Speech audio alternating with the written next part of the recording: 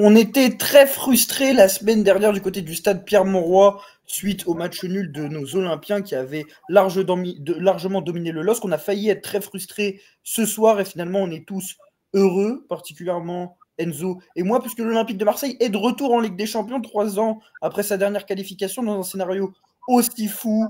Un but à la dernière seconde d'Amine Gouiri après une inspiration de génie de Mason Greenwood alors que le match avait été arrêté quelques minutes auparavant et qu'on pensait que le Havre pouvait jouer les troubles faits. Non seulement l'OM s'est imposé 3-1 au Havre, mais tous ses concurrents en dehors de Monaco se sont inclinés, qualifiant définitivement l'Olympique de Marseille pour la Champions League la saison prochaine. L'Olympique de Marseille est de retour dans la plus prestigieuse des compétitions. Enzo, est-ce que c'est pas ça l'essentiel à retenir ce soir, le retour du Grand Olympique de Marseille en Champions League? Évidemment, c'est ça l'essentiel. Ouf, j'ai envie de dire ouf, soulagé. Et quand tu vois justement le scénario du match absolument fantastique, une interruption de jeu, un OM qui domine outrageusement son adversaire. Ensuite, à la reprise, c'est beaucoup plus compliqué. Le Havre qui inverse le rapport de force. Derrière, on se reprend. Greenwood qui surgit et qui nous sort sa spéciale absolument magnifique, fantastique. Et Gouiri qui nous envoie en Ligue des Champions. Que voulez-vous de plus? L'OM de retour en Ligue des Champions, c'est magnifique et je suis extrêmement soulagé, Riles, effectivement. Et il y a surtout des images marquantes, on ne va pas s'éterniser sur la prestation de nos Olympiens. De Zerbi qui court vers le parquage sur le but de Gouiri, le match arrêté, le but à la dernière seconde de Gouiri, c'est des images fortes, des images marquantes, un peu à l'instar de ce qu'on avait vécu après Strasbourg, après OM Strasbourg il y a 3 ans, des images marquantes et surtout une scène de communion à la fin avec Bilal Nadir, je crois qu'il prend le speaker, enfin qui prend le, je sais pas comment ça s'appelle, le micro, je sais pas comment vous appelez ça, Tout à fait. et qui chante devant les supporters. Soirée incroyable, soirée complètement folle à l'image de la saison. Un temps, on se disait que c'était, enfin que ça allait être compliqué, qu'on allait remettre ça la semaine prochaine. On se disait que le nul allait être bon. Et puis, Amine Gouiri, on a décidé autrement. Enzo, si on parle de la prestation collective de nos Olympiens, tu as trouvé comment nos Olympiens, malgré cette interruption? Bah alors pour moi, il y a vraiment deux parties de la rencontre qu'il faut découper. Donc en première période, c'est vrai que c'était une mi-temps particulièrement frustrante parce que tu t'es créé quand même les occasions, tu avais les situations, mais ça manquait de méchanceté et c'était trop peu clinique malheureusement. Par contre, à partir de la seconde période et à la reprise, tu as dominé outrageusement ton adversaire qui était acculé, recroquevillé dans ses 30 mètres, qui ne produisait absolument rien. L'OM dominait tant sur le plan collectif que techniquement Le Havre, qui était apathique. Mais après, comme tu l'as souligné, Ariles, il y a eu cette interruption, cette coupure qui a fait énormément de mal aux Marseillais, qui a coupé leurs jambes dans tous les sens du terme. Et donc derrière, il a fallu se remettre la tête à l'endroit. Et moi, je ne parle pas souvent de mental dans le football, mais par contre, à partir de l'égalisation havraise, je voyais mal ce scénario de la rencontre et potentiellement peut-être même une défaite, mais avoir réinversé ce rapport de force, franchement, C'est du bravo. caractère, c'est un signe de caractère et c'est ce que Roberto De Zerbi voulait après un match comme contre le Havre. Dieu sait qu'on a perdu énormément de rencontres contre des adversaires d'une piètre qualité. Là, en face, on avait un peu l'archétype des équipes contre qui on a des difficultés, c'est-à-dire une équipe bloc bas, transition forte, et ils nous ont fait mal. Il y a notamment le but à vrai où le buteur est tout seul, j'ai oublié son nom, et qui s'est blessé sur l'action, il me semble. Mais c'est typiquement les équipes contre lesquelles on avait du mal, et non, l'OM s'en sort au caractère. Bon, on voit les stats, hein, 2,43 d'expected goals, 22 frappes, 5 tirs cadrés, donc c'est une rencontre globalement dominée, même si sur certains instants, on pouvait peut-être rester sur notre fin. Finalement, l'OM met 3 buts, mais l'OM met surtout 3 buts grâce à des individualités, au-delà de la prestation collective, qui ressortent, et des individualités qui commencent à ressortir un peu trop depuis un certain moment. Moi, il y en a un en tête, et je pense que c'est lui qui envoie l'OM ce soir en Champions League, mais au même titre que Mason Greenwood, sauf que lui, il le fait sur toute la demi-saison. C'est Amine Gouiri.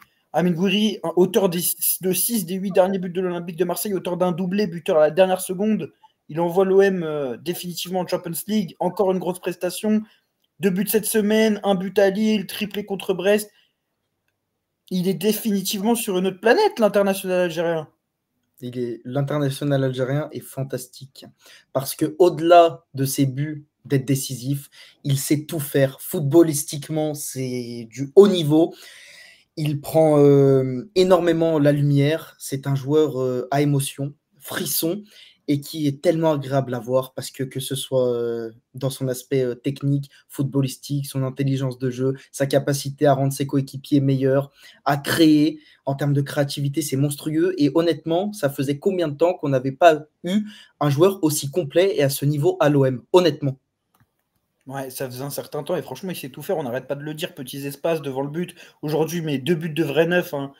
Son action avant de marquer le premier but sur une magnifique passe de Balerdi puis de Højbjerg, c'est un geste de vrai numéro 9. Dans les petits espaces, il nous montre qu'il a des qualités numéro 10.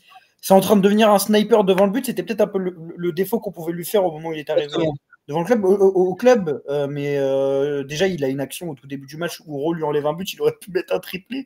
Moi, je le dis, on compare beaucoup à Karim Benzema. En termes de statistiques, on se rapproche d'Erling Haaland. Donc, si on a un Benzema dans le jeu, un Haaland dans les stats, un Jamie Vardy au pressing, on a un neuf, bon, pas générationnel, mais on a un très très gros neuf à l'Olympique de Marseille. Ah bah, qu'est-ce que tu veux de plus finalement? Mais c'est non, mais c'est magnifique parce qu'en fait, moi, ce que je retiens notamment d'Amine Gouiri, en fait, c'est sa palette absolument étoffée et large de football. C'est-à-dire qu'il sait tout faire. Mais en fait, je ne sais pas si on se rend vraiment compte parce que même face à Lille, tu vois, je ne l'avais pas vu dans un rôle, on va dire, aussi entre guillemets ingrat. C'est-à-dire qu'il a peu d'occasions à se mettre, enfin, peu, lui individuellement, mais il est clinique et justement, en fait, il sait aussi peser sur les défenses et être là au bon endroit et au bon moment. Donc, au-delà d'un joueur complet footballistiquement, c'est un pur neuf et honnêtement, c'est un régal, la Gouiri. Et il envoie l'Olympique de Marseille en Ligue des Champions et c'est comme tout un symbole finalement.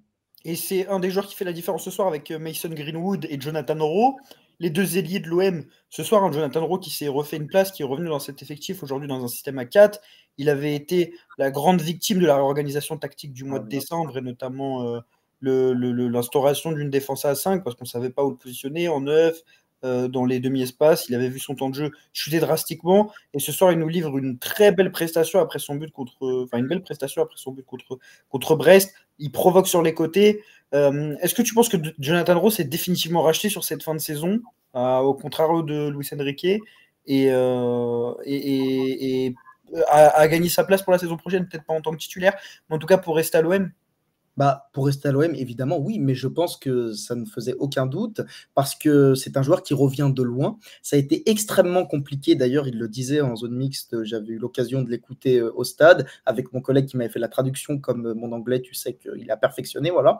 Mais en gros, lui, il avait mal pris en fait le fait de passer de Norwich à l'Olympique de Marseille, club où il était titulaire et là où potentiellement il n'avait pas sa place. Mais en fait, tu te rends compte que dans un système en 4-3-3 ou en 4-2-3 un petit peu hybride, c'est un pur ailier. Et c'est-à-dire que le système l'avait tué, mais là, en fait, il renaît de ses cendres et il est percutant, provocateur. Donc oui, parfois, il peut être frustrant. Il a du déchet balle au pied, mais il sait mettre le feu sur son côté.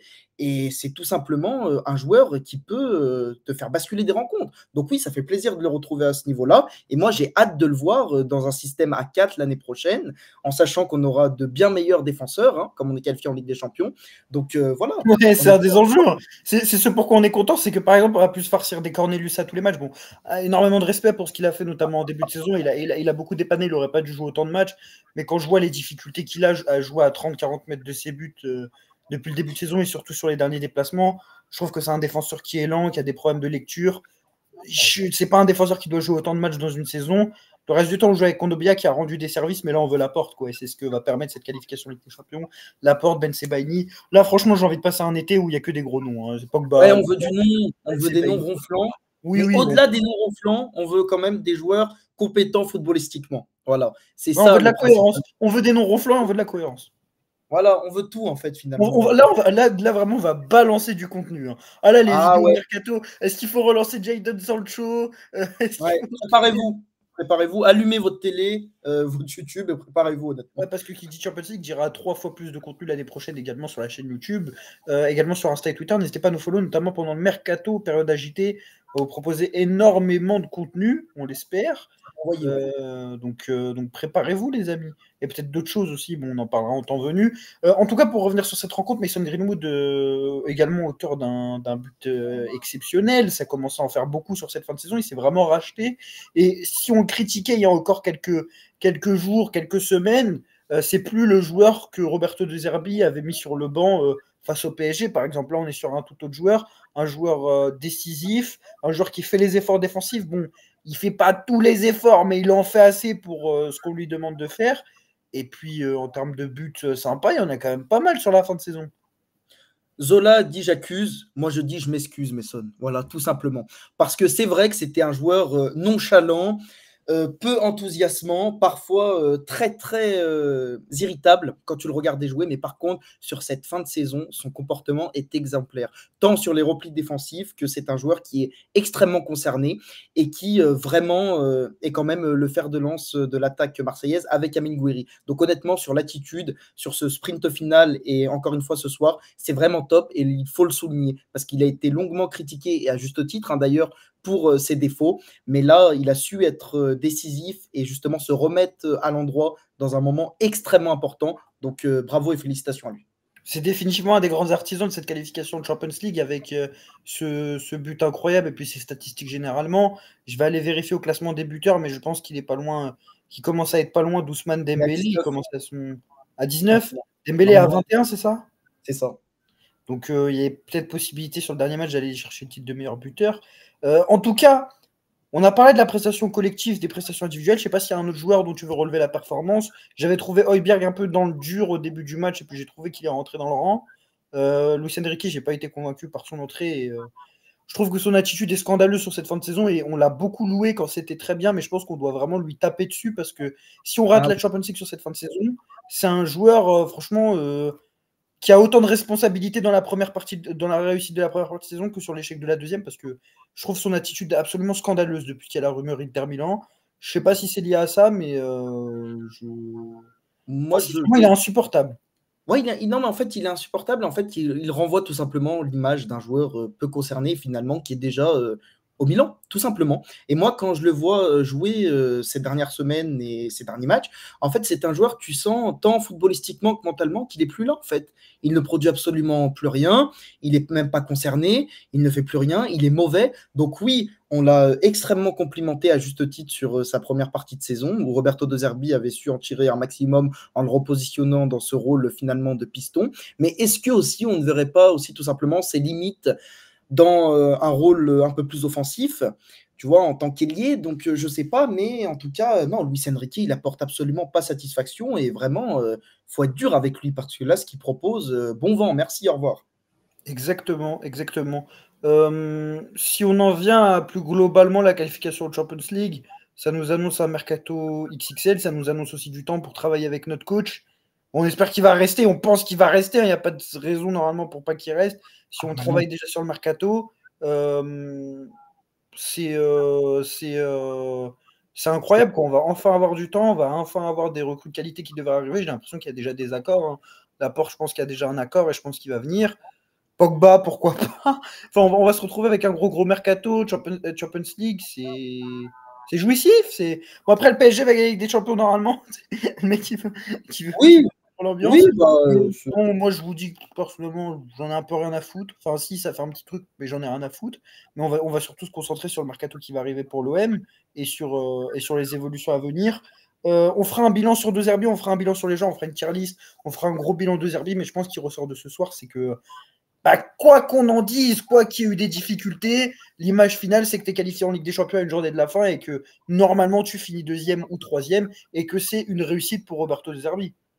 exactement. Et en fait, si tu regardes bien, Riles, finalement, tout au long de la saison, cette qualification, même si j'ai été, moi, le premier sur cette chaîne critique sur le jeu, sur le football prôné, etc., produit, mais c'est amplement mérité. Parce que quelle a été l'équipe, finalement, qui a le plus, on va dire, performé, été régulière et le plus souvent sur le podium? Bah, c'est l'Olympique de Marseille.